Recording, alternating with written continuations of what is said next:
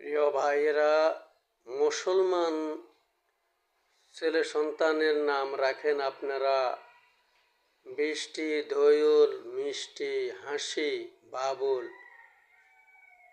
সবুজ, গম্বুজ।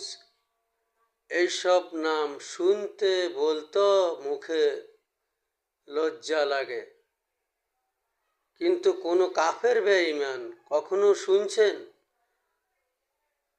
তাদের ছেলের মেয়ের নাম রাখতে আব্দুর রহিম, আব্দুল্লাহ, রহিমা? এমন নাম তো কাফেররা রাখেন না। তাহলে আপনারা কেন মুসলমান হইয়া কাফেরের নাম রাখেন, কাফেরের নাম পছন্দ করেন? একটা নাম দিয়ে কাল কিয়ামতের দিন আল্লাহ পাক তারে নাজাত করে দিবেন।